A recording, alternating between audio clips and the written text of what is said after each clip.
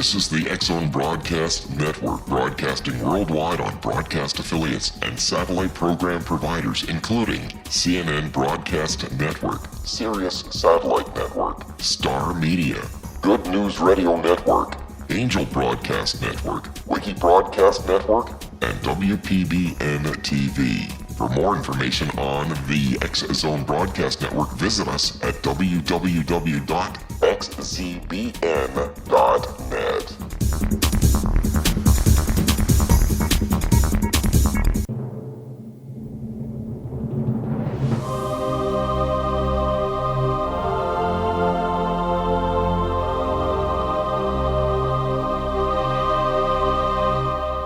The Science of Magic with Gwilda Wiyaka is largely an opinion talk show. All opinions, comments, or statements of fact expressed by Gwilda Wiyaka's guests are strictly their own and are not to be construed as those of the Science of Magic or endorsed in any manner by Gwilda Wiyaka, Relmar McConnell Media Company, its affiliated networks, stations, or employees.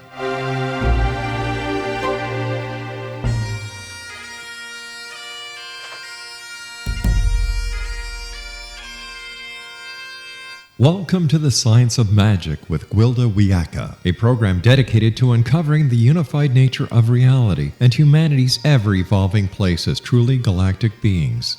For more information on the Science of Magic with Gwilda Wiyaka, visit us online at www.thescienceofmagic.net.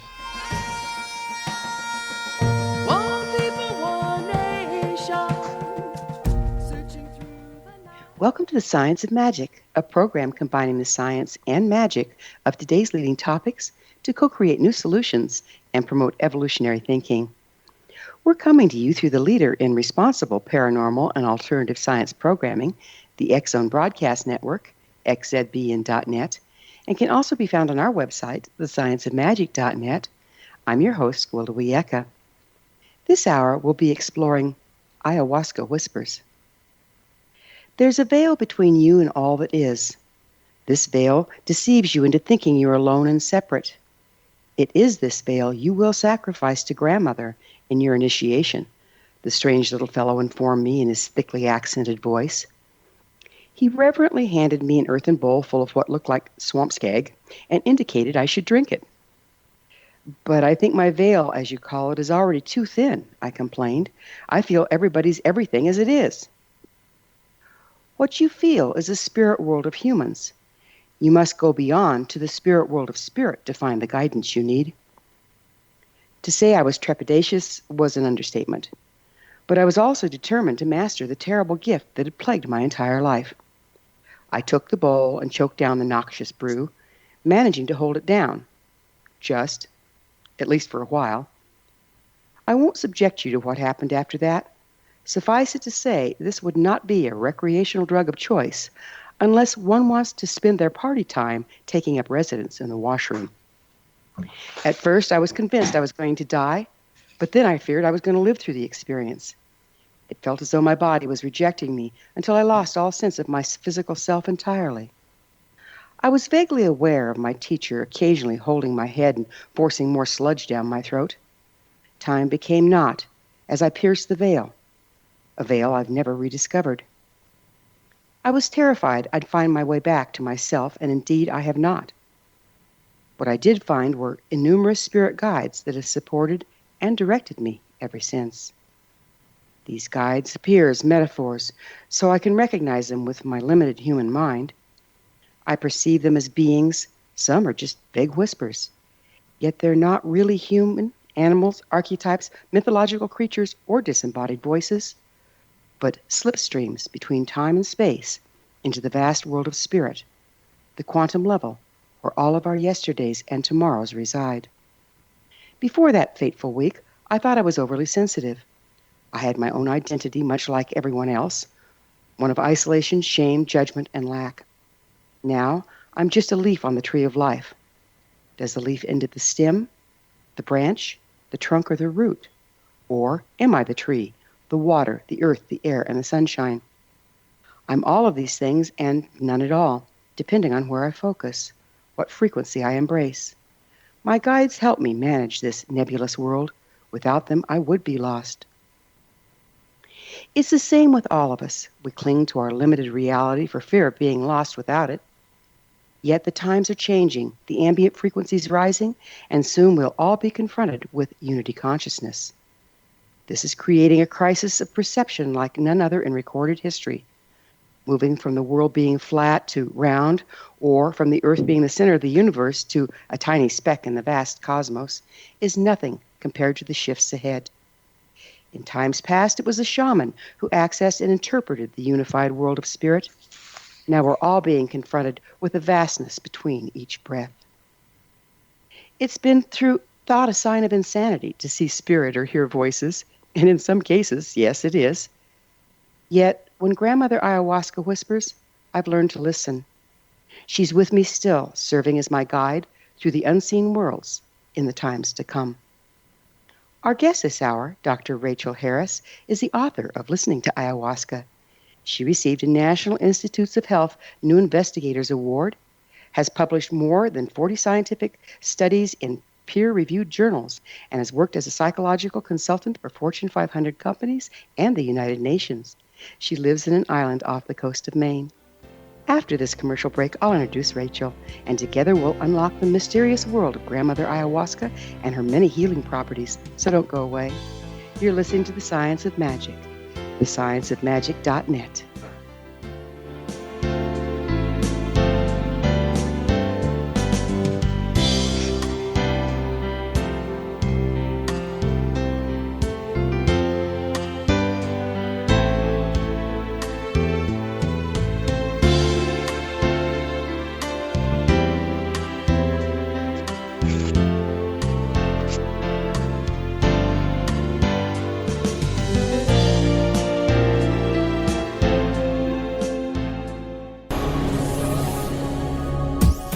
This is the X-Zone Broadcast Network, broadcasting worldwide on broadcast affiliates and satellite program providers, including CNN Broadcast Network, Sirius Satellite Network, Star Media, Good News Radio Network, Angel Broadcast Network, Wiki Broadcast Network, and WPBN TV. For more information on the X-Zone Broadcast Network, visit us at www.xzbn.net.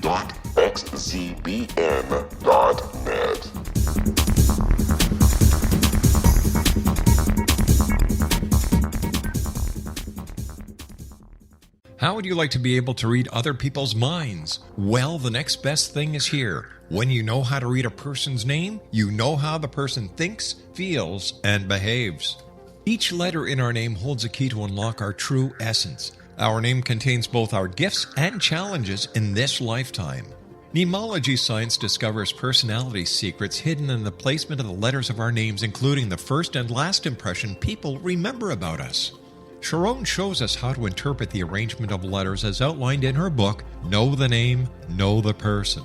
Sharon Lynn Wyeth created mnemology science after 18 years of research and testing her theories, and has supported thousands of people around the world in understanding themselves and others better. You'll enjoy Sharon's unique teachings as she shares her system to learn the gifts behind your given birth name. Even if you don't like your birth name, there are jewels in this book. If you're thinking of changing your name, ready to name your child, or wanting to get along better with others, this is the book for you. If you'd like to improve your relationships and change your life for the better, get the book today, Know the Name, Know the Person, or visit www.knowthename.com. That's www.knowthename.com. Take a step back in time and discover old Florida cuisine at Marsh Landing Restaurant in Fellsmere, Florida. Enjoy delicacies such as frog legs, gator tail, catfish, and swamp cabbage, or enjoy the more traditional cuisine such as hand-cut Angus steaks, ribs, and seafood. Join us for breakfast with a southern flair featuring sweet potato pancakes, biscuits and gravy, and much more. Planning a party? Marsh Landing's private dining rooms can accommodate groups from 8 to 80 people. While you visit, enjoy the historic pictures, artifacts, and stories that line the walls. Marsh Landing is truly a unique experience. Marsh Landing Restaurant, 44 North Broadway in historic downtown Fellsmere, or visit marshlandingrestaurant.com. Marsh Landing, old Florida cuisine at its best.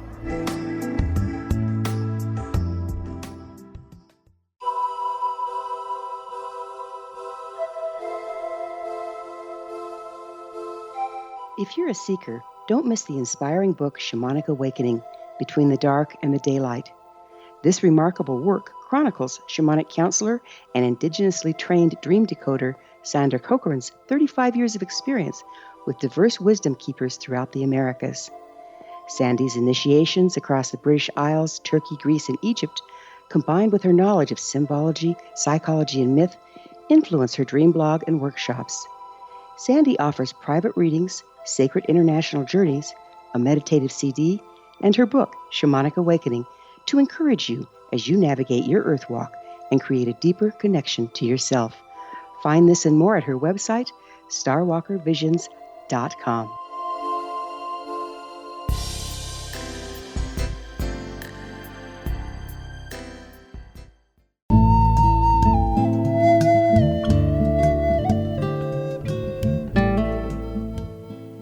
Welcome back. This is The Science of Magic, dedicated to unification and evolution of consciousness. I'm your host, Gwilda Wiyaka. Ayahuasca is one of these controversial topics. Seekers are going to South America in droves for ayahuasca tours. As in with all money-making operations, there's the good, the bad, and the downright dangerous. Some are run by bona fide shaman, others by any indigenous person that can pass for one. While ungrounded, poorly supervised ayahuasca initiations can be detrimental, what is often overlooked in all the psychedelic hype is that ayahuasca also has some amazing healing properties. With us this hour to explore the topic is Dr. Rachel Harris, the author of Listening to Ayahuasca. Her website, listeningtoayahuasca.com. Rachel, thank you so much for joining us on The Science of Magic. Hi, Gwilda. Thank you for having me. Okay, let's start out by what is ayahuasca?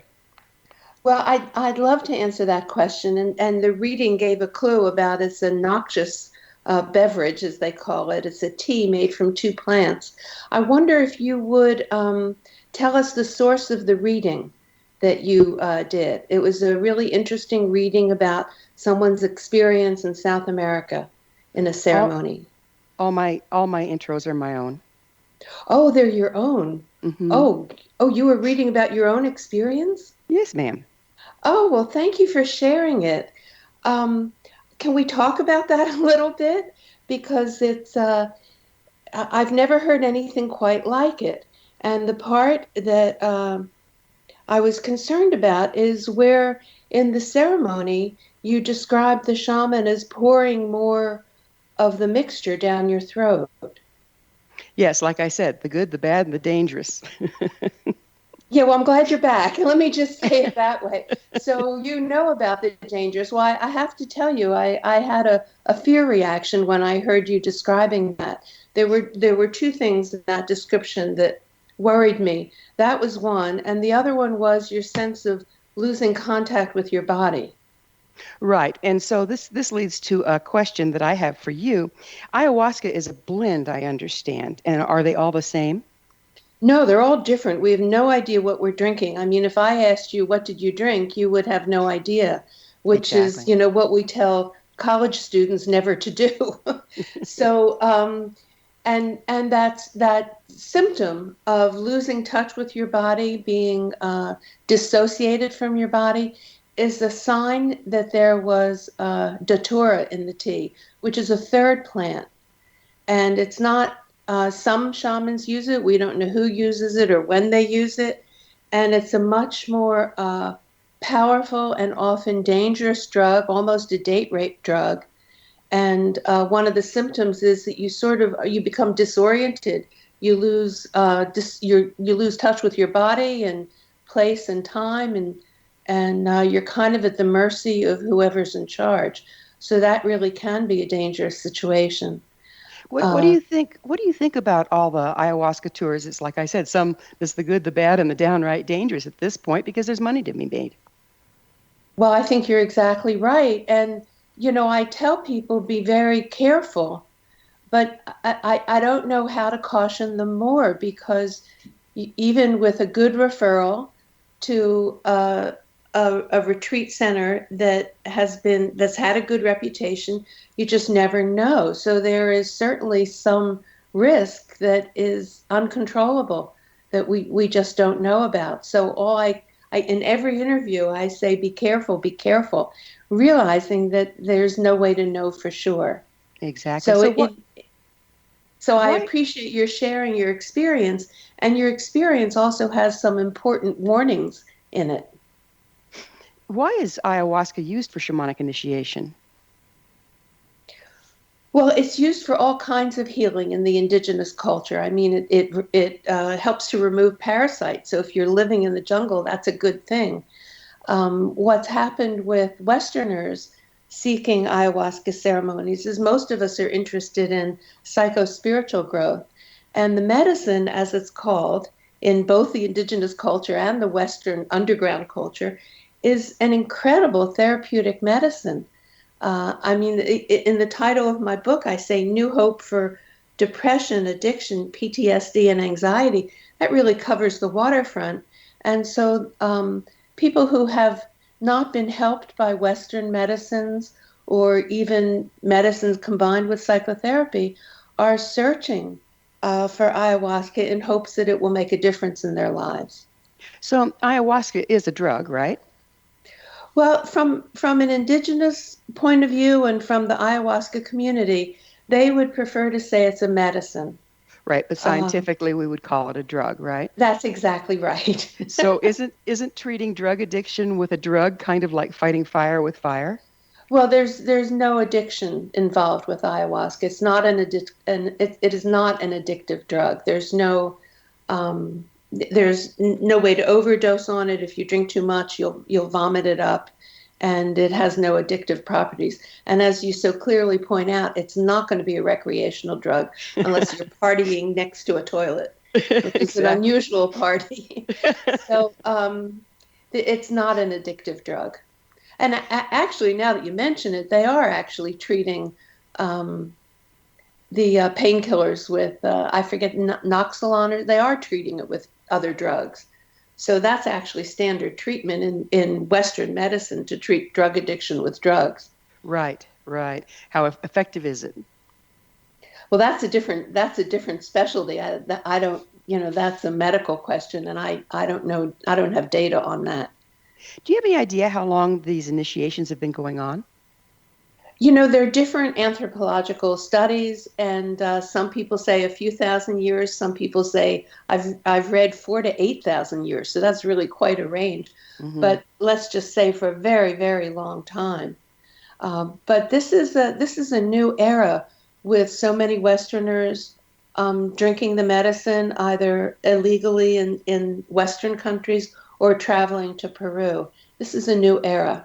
It really is, isn't it? What can you tell us about ayahuasca as a sacrament?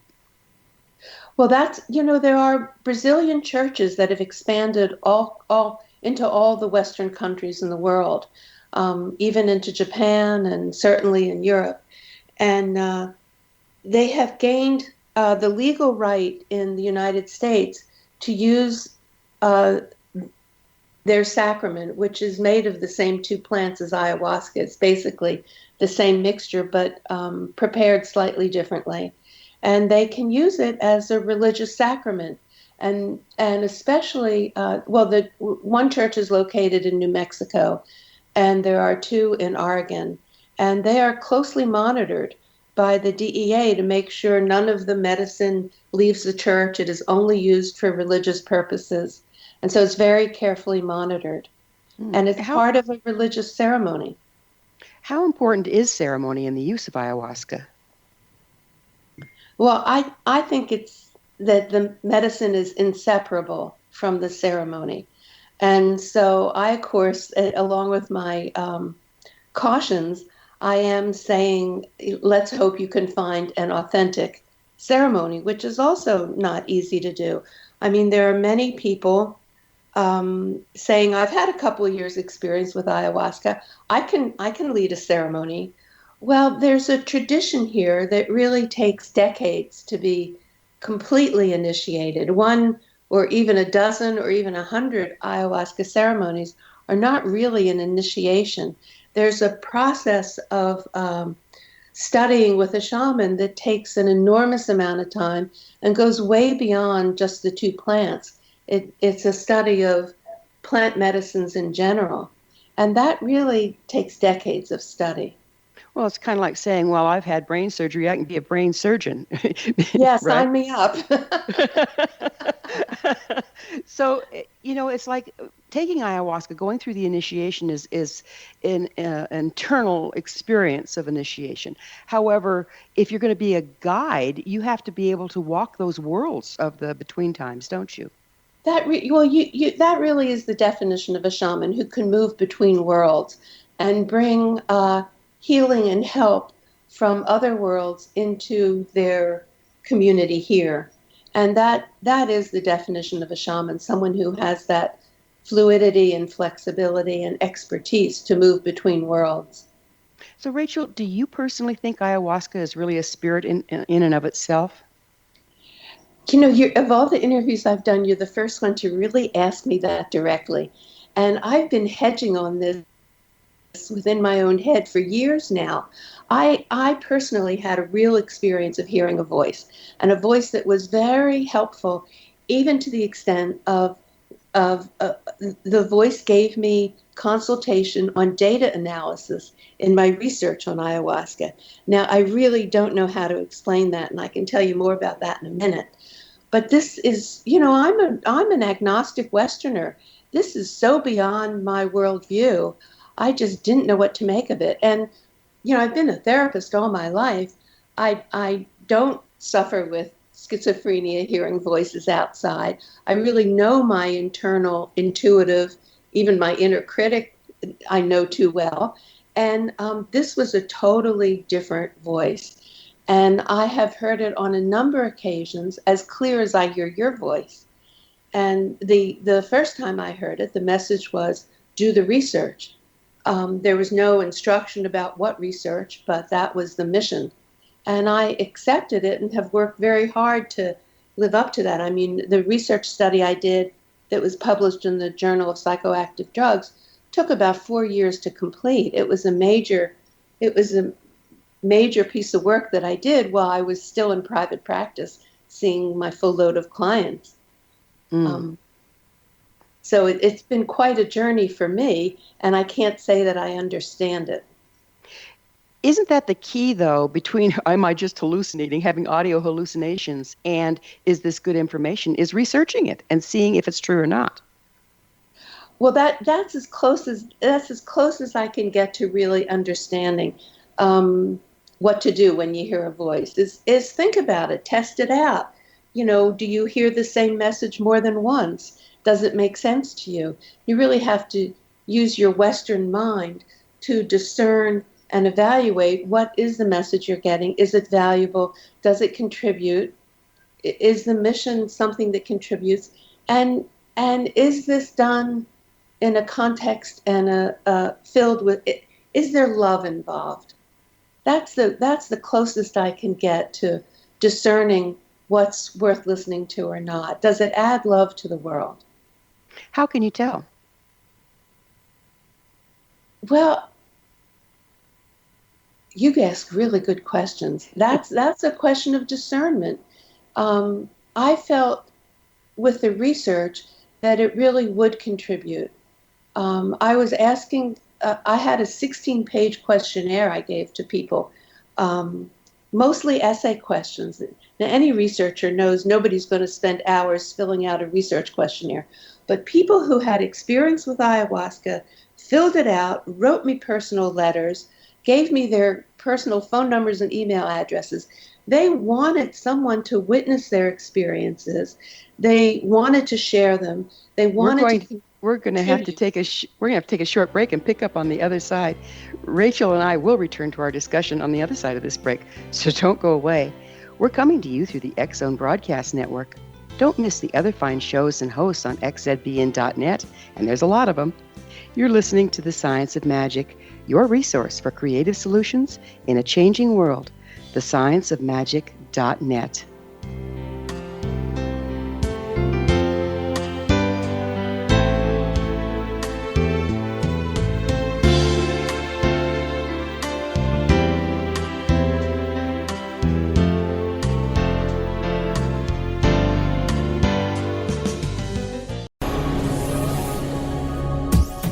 This This is the X-Zone Broadcast Network, broadcasting worldwide on broadcast affiliates and satellite program providers, including CNN Broadcast Network, Sirius Satellite Network, Star Media, Good News Radio Network, Angel Broadcast Network, Wiki Broadcast Network, and WPBN TV. For more information on the X-Zone Broadcast Network, visit us at www.xzbn.net.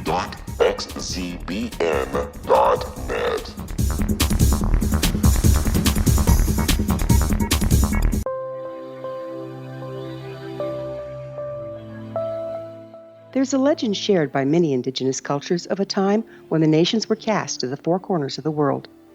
Each nation was given a body of sacred knowledge that held a different portion of the truth to preserve.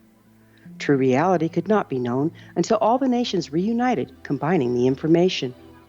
If a single one was missing, the world could not be reborn and darkness would prevail. The Science of Magic Radio is dedicated to reuniting the sacred knowledge.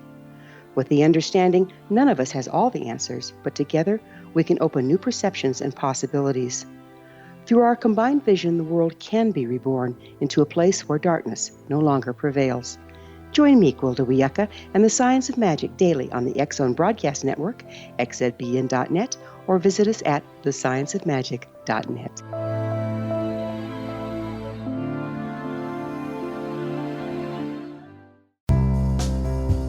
Gibbs A. Williams, Ph.D., is a practicing psychoanalyst, supervisor, researcher, and author in New York City. Much of his life has been dedicated to understanding nature and the uses of meaningful coincidences or synchronicities. His radical and original non-Jungian, non-mystical, non-magical theory of synchronicities illuminates much of the fog surrounding this challenging and perplexing topic. His ideas and manners are fresh, presented in a style that is both entertaining and highly informative.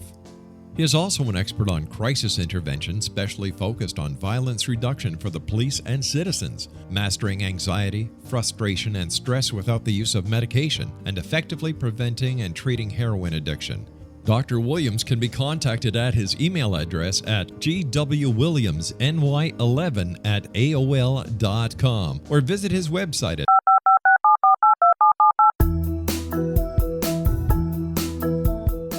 Did you know that when you're on the road with limited data or Wi-Fi, you can still listen to the X-Zone Radio Show with Rob McConnell, The Science of Magic with Gwilda Wiyaka, X-1, Dimension X, Space Patrol, and every minute of the X-Zone Broadcast Network by calling 213-401-0080, courtesy of Audio Now. No smartphone, app, or internet needed. It saves your data plan and it's free if you have unlimited minutes.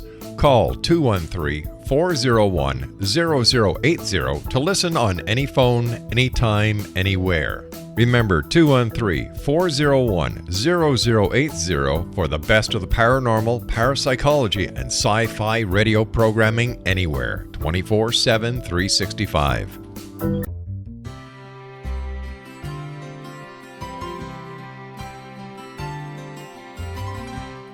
True healing must address 4 levels: physical, emotional, mental, and spiritual, for us to live joyful and productive lives. We tend to treat 3 of the 4, leaving the spiritual languishing. If you're tired of the same dysfunctional patterns cropping up in your life, Soul Balancing is for you. Trixie Phelps, owner and founder of Soul Balancing, is a naturally gifted energy healer trained in numerous esoteric forms, including shamanism. Trixie has created a powerful modality that safely and effectively clears your energetic field. A soul balancing session can remove interference, heal trauma, and restore your hope. Contact Trixie for a life-changing long-distance session today, www.soulbalancing.world.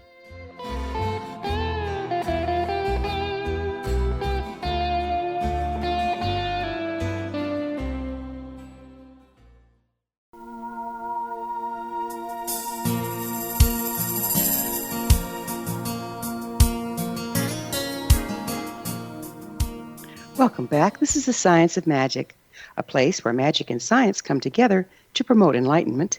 I'm your host, Gwilda Wiyaka. We cover what's hot. For in-depth exploration of leading-edge subjects from numerous authorities and viewpoints, join our email family to receive our topic-driven episode collections at thescienceofmagic.net. Our guest this hour is Dr. Rachel Harris. She's the author of Listening to Ayahuasca. Rachel, let's talk a little bit about the magic of ayahuasca. What's considered to be the magic of ayahuasca? Well, in my research, I focused on what happens to you after the ceremony. How are you different? How has your life changed? And people wrote me paragraphs and paragraphs describing their experience of what happened to how they changed in their lives afterwards. And some people had immediate changes, which I called a miracle cure. Some people, after one ceremony, a lifelong depression lifted and never returned. Or somebody else was well on their way to full-blown alcoholism. They stopped drinking completely. The morning after the ceremony, they said, alcohol's a poison, I'm never touching it again. That's a miracle cure. We don't really know how to explain that. It's not a result of continued work with the medicine. It happens immediately and it's long-lasting.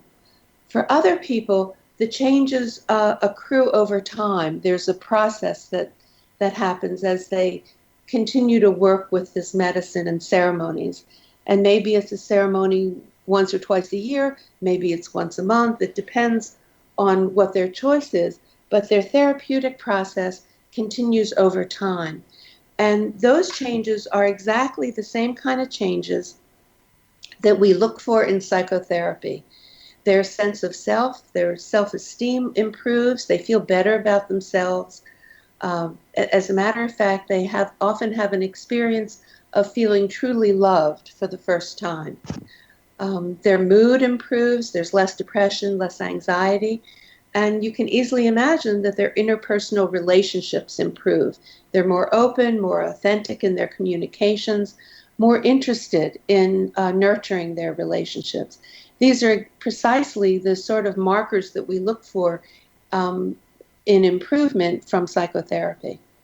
So, as you're speaking about it, I've also, see if this is your experience as well, but I've also heard that near-death experience can create the same kind of change. Yes, and people can have,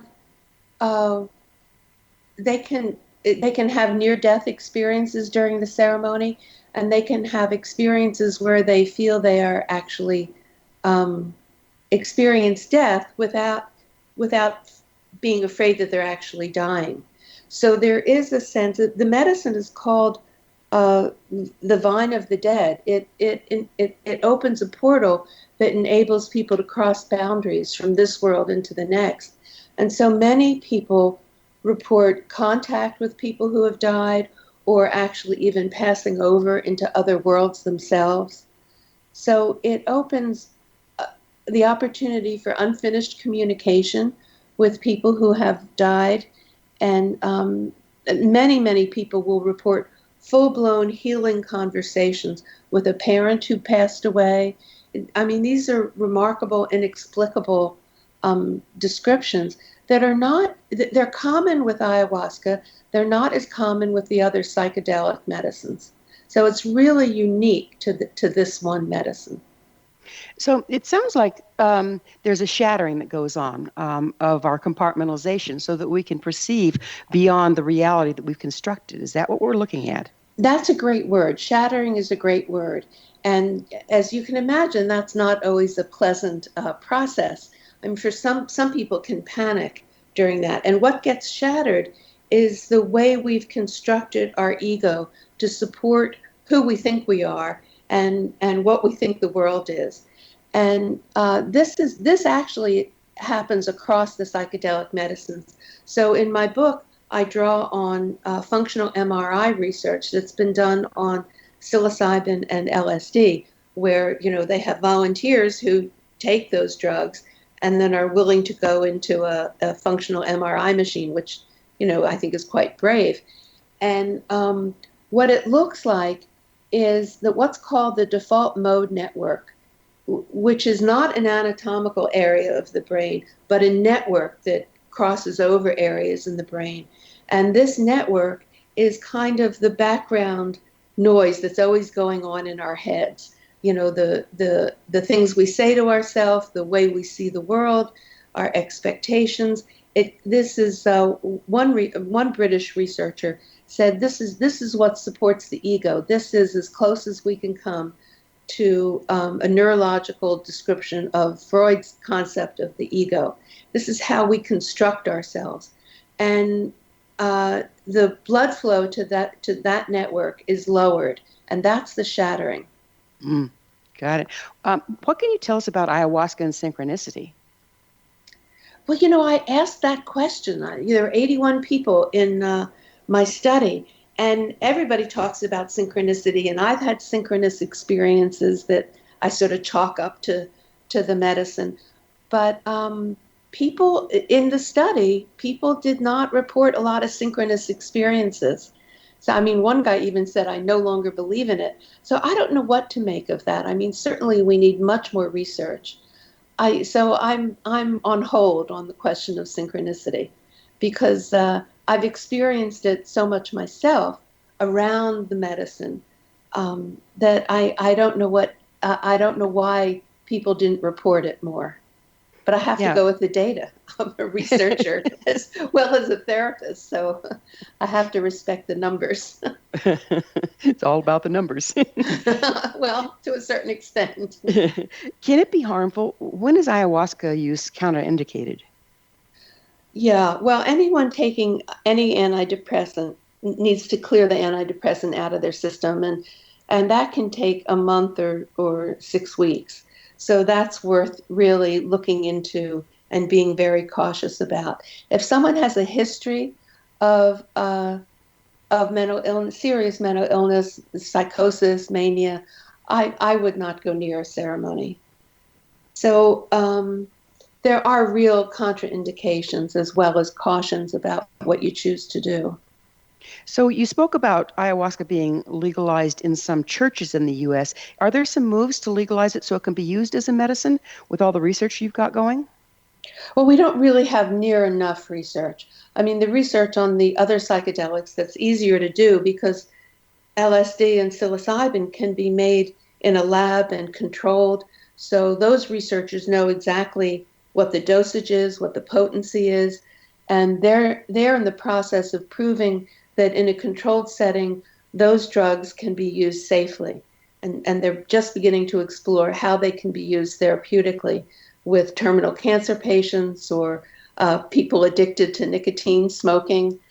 So that research is really, they've been at it for about a decade and they're still at the beginning.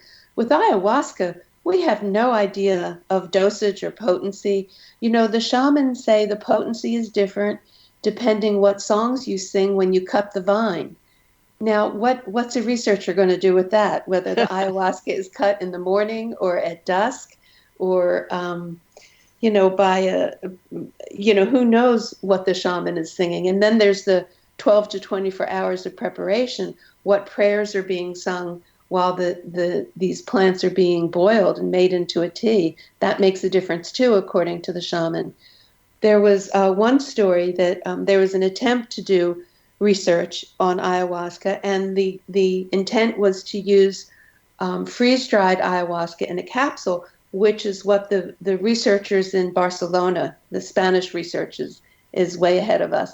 That's what they're using. So that's one way they're controlling dosage and potency in freeze-dried capsules. But the person doing the research in this country wanted to use those same capsules with shaman, and the shaman refused. They said the spirit is the spirit, exactly. The spirit is no longer present.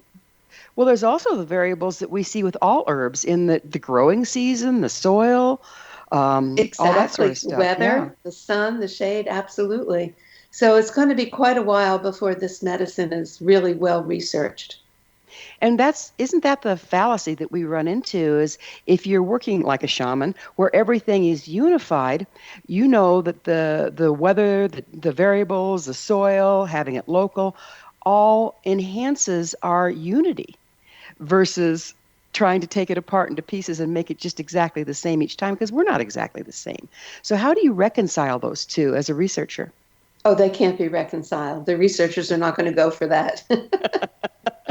I spent most of my life as a therapist, so I had 10 years in a research office, so I knew how to do the research I did.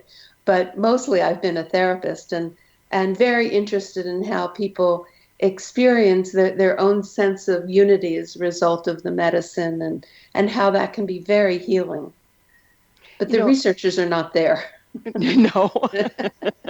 That's why we got to get science and magic playing nice here, right? Good luck. I appreciate the work you're doing. So we have a couple minutes left in this segment. How does ayahuasca help with depression exactly? Well, we don't exactly know the mechanisms for sure. I mean, certainly we have no way of scientifically explaining that the miraculous cure after one ceremony, no more ceremonies, someone no longer suffers. We don't understand that at all. Therapeutically, I can say that the experience of being basically loved by the universe is enormously healing. And so for some people, that gives them almost a template of a refuge from their depression. It's a place that they can go inside themselves where no matter how terrible they're feeling, they can still feel loved. And that therapeutically, I would say that is the most healing thing that happens during a ceremony that relieves the depression. Isn't depression kind of like a sense of isolation? And when you break the veils, you actually get to experience unity. Is that where the love comes in? Yes, often that cosmic feeling of being loved is part of a mystical unity experience. Yes, but just even practically, as people feel less, don't suffer with moods as much, less depression, less anxiety, they're more likely to connect with their friends and loved ones, so they kind of re-enter their support network in a healthier way, and that also helps with depression. Isn't it interesting that the very thing that we're looking at, a drug which takes us supposedly out of reality, actually is kind of doing the reverse. It's reconnecting us to the way life works, to each other. That's a lovely way to put it. And the range of experiences during the ceremony are quite broad, from shamanic to mystical and everything in between. And sometimes just replaying scenes from childhood, just like a television program, you're watching scenes from your growing up years. So the range is enormous. But what I did find in asking what happens after the ceremony is people's lives. We're going to have to grab up on that on the other side here. It's time for a break. Rachel and I will be back shortly, so don't leave us now. This is The Science of Magic, thescienceofmagic.net, your resource to altruistic professionals of science and the esoteric working to create common ground for the betterment of our world. We're in this together. Your thoughts are very important. If you have any comments or topics of interest to suggest, please email me at info@thescienceofmagic.net.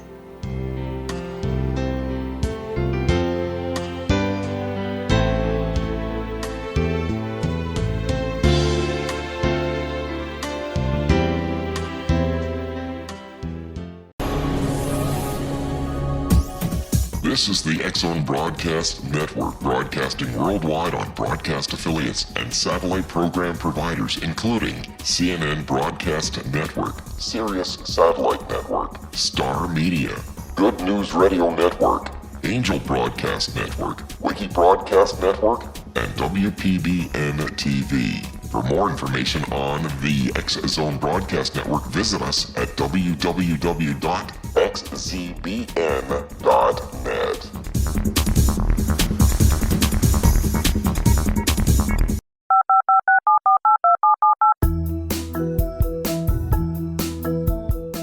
Did you know that when you're on the road with limited data or Wi-Fi, you can still listen to the X-Zone Radio Show with Rob McConnell, The Science of Magic with Gwilda Wiyaka, X-1, Dimension X, Space Patrol, and every minute of the X-Zone Broadcast Network by calling 213-401-0080, courtesy of Audio Now. No smartphone, app, or internet needed. It saves your data plan, and it's free if you have unlimited minutes. Call 213-401-0080 to listen on any phone, anytime, anywhere. Remember 213-401-0080 for the best of the paranormal, parapsychology, and sci-fi radio programming anywhere, 24/7, 365.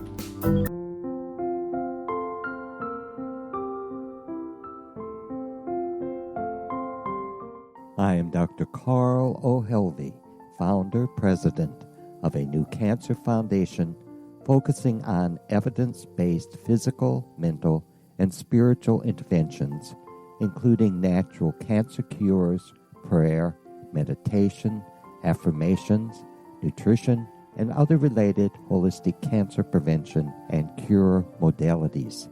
These are used in cancer education, research, and financing care. I ask for your help to continue this important work by donating at www.holisticcancerfoundation.com.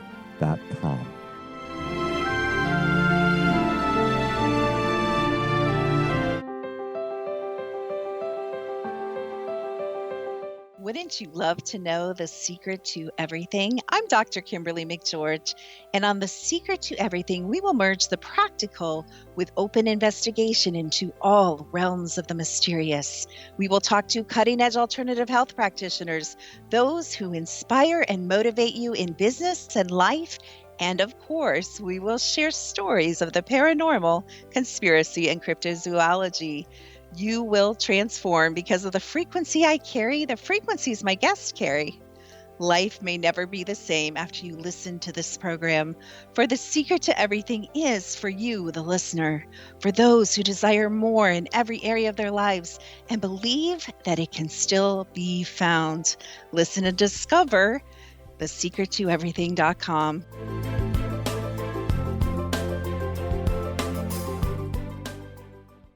Little children aren't the only ones afraid of the dark. Millions of soldiers return from war zones with PTSD, anger, frustration, fear, and loneliness, much of which surfaces during the darkness of the night. You have the chance to change the lives of these American heroes. Songs and Stories for Soldiers.us provides free MP3 players for these men and women.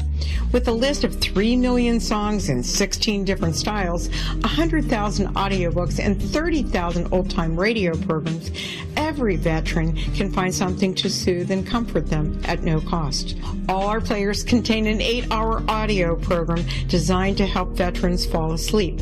With 1,500 plus vets now participating, it's our goal to deliver 10,000 audio players this year. Go to our website at songsandstoriesforsoldiers.us. Help us help a veteran make it through the night.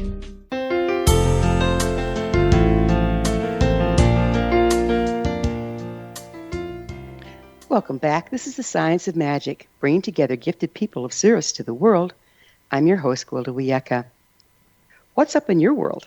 Email me at info@thescienceofmagic.net and suggest a topic that's on your mind. You're probably not the only one interested. Our guest this hour is Dr. Rachel Harris. She's the author of Listening to Ayahuasca. We were getting into how ayahuasca can change interpersonal relationship for the better. Would you mind continuing with that thought? Well, I'd love to. You know, one of the questions I asked in the research was, is there someone close to you who could describe how you've changed since drinking ayahuasca? So one 20-something young man had his mother respond, and she wrote a paragraph, and basically it was, I don't really understand what he's doing, but he's so much more available. He's so much more respectful. He has so much more patience with me. This is clearly a mother of a son. He's so much more patient with me. We get along better. And I can see that he's more spiritual. And, you know, this was sort of a way of getting an outside opinion and confirmation of, is besides his self-report, has he really changed? So for a mother to write that, I think that's very important. Another person, it was a friend of an adult, a 50, 60-year-old man. And the friend wrote that the person is happier, smiles more, is more social. It's again, that re-engagement with friends. And they clearly saw that. And it confirmed the person's own self-report that they were less depressed. they became less isolated as a result. You know, I understand some people have had better results with ayahuasca than actually with years of therapy. Why do you think that is? Well, I certainly wish we knew. I mean, that's sort of the current statement that one ceremony is worth 10 years of therapy. Doesn't exactly make me happy as a psychotherapist, but I do have to admit that things happen as a result of ayahuasca experience that do go beyond what we can do in therapy. I mean, to have a real experience of a conversation of a parent who has died is we can do that in therapy, but it's clearly in imagination. It's not directly experienced. And during a ceremony, it can be experienced directly. So there are, and I have not had anyone have a mystical experience in my psychotherapy office. As brilliant as I am, nobody's had that. So ayahuasca does things that we cannot do in the office. But I still, as a psychotherapist, I always recommend therapy, and I have to say, many times people have experiences during a ceremony with ayahuasca where they really need therapy afterwards to work it through. Boy, I've totally seen that. I've seen the reason I can talk about the good, the bad, and the dangerous with ayahuasca is as a shamanic practitioner, I have a lot of people coming back from South America and needing put back together. Yes, and they there's that. tend to seek me out. Yes, absolutely. Yeah. So I had an experience like that myself where I didn't feel quite together. And I came back to this country and I went to my acupuncturist. I mean, we all go to different people to get help. Excuse me. And my acupuncturist understood that I had been in a ceremony. He took one look at me and he said, "Well, you're not back yet." And I wasn't. And so, he helped, but I had a range of people helping me, one of whom was a shamanic practitioner. But I can give you an example of a need for therapy after a ceremony. And someone just recently told me, I mean, I've been interviewing people now for a decade. And because this is, therapists ask questions, as you know. I mean, you're asking wonderful therapeutic questions, and this is sort of what we do. So I've been interviewing, I can't tell you now how many people, I mean, it's over 100, asking them about their experiences and what happened afterwards. And one woman said she kept looping in her ayahuasca ceremony and had more than one ceremony and kept returning to the same loop of an early childhood trauma. Mm-hmm. Well, is that therapeutic or is it re-traumatizing? And yeah. And I would say that's re-traumatizing. She needs help moving out of that reliving of that experience. And it's like being stuck in a story, isn't it? You're stuck in your story. Very stuck. And people, being stuck is part of the definition of trauma. So that's not exactly helpful. So that's a real story where she needs therapy to move out of it. Other people, an alternative trauma experience in the ceremony is when people watch their traumatic experience as if they're watching a film. So they have that distance and objectivity, and it allows them to process what they're seeing in a different way. And that in itself is a therapeutic experience during the ceremony. I'm really glad you're bringing that up, because I think one of the things that happens that actually creates the PTSD is when we go through trauma, we make a decision about the way life is. And if we never revisit it, we've actually crippled ourselves through that decision and avoidance. So you get an opportunity to go back and see it. If you're open enough, you can make a different decision about what really went on, can't you? That's the therapeutic opportunity. If you're looping through it again and again, you might very well be reinforcing a not so great decision, a very limited decision. Right. So what studies have been done on the medicinal properties of ayahuasca? Does it cure some physical ailments? Well, there are many reports about that, and the range of physical self-reports, I mean, actually even includes cancer. I mean, it's a very wide, from psoriasis, sorry. So, I'm not a medical doctor, skin diseases. I mean, there's a terrible wide range, and I didn't go there because that's not my expertise. But in the literature, there are appearing many self-reports of medical healing. And this is going to require a lot of research. and because the diagnoses have to be confirmed before and then evaluated after. So this is going to be way down the road. Do you think that what we're dancing with here, this is just a hypothesis, is when we have the psychosomatic aspects of a physical illness, ayahuasca might be able to rearrange things for us? Well, from the indigenous point of view, all illness is a spiritual disease. Mm-hmm. And so that's the position of the traditional use of this medicine, that it heals the spiritual origins of whatever the disease is.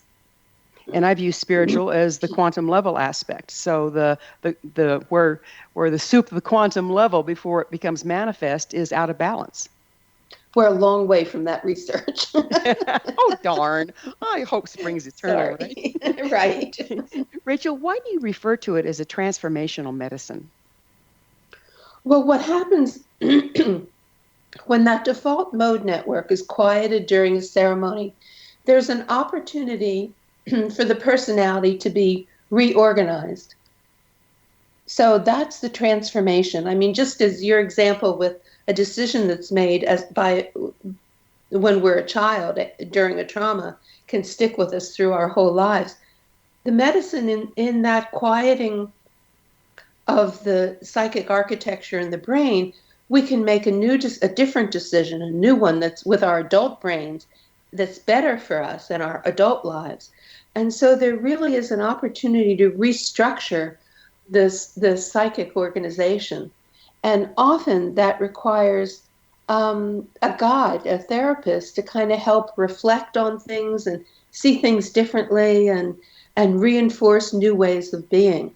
But that's the opportunity that the functional MRI research points to. And that's true across all the psychedelic drugs. So do you personally think ayahuasca should be made more available to people in this country? Well, I think it should be. We have to figure out how to research it. It should be made more available to researchers. Do you have any concerns? Do you have any concerns about making it more available to the general public? Well, it's an underground phenomenon now, which means, as you pointed out early, anybody who's interested in making money can do ceremonies. So that's not always the most experienced or authentic or well-intentioned people. So I don't know how it can be moderated. This is something that's going to take a long time, and our government is not exactly set up to deal with this well right now. Yeah, I'm living in Colorado, and as you know, they've legalized marijuana here, and it's definitely a mixed bag. Yes, for sure. Literally. So, what do you see for the future of ayahuasca in this country? Well, my hope is really for research. I do have to say. I mean, I hope there are more well-trained shaman, people who can lead groups, even if it remains underground. I hope there are more legitimate people doing it. I hope in the underground community we take care of each other better. You know, the morning after the ceremony is a very special time, and we want to make sure that when people go home, they're in a good space. You know, I've heard stories of people leaving the ceremony the next day and still having a lot of anxiety. Those people should not be left alone. We have to make sure everybody's put back together again. And so that has to come from this underground community itself. We have to learn how to take care of each other. Well, that's the key, is taking care of each other. You know, time flies, Rachel, and we're out of it. Thank you so much for being a guest on The Science of Magic. Thank you so much, Gwilda.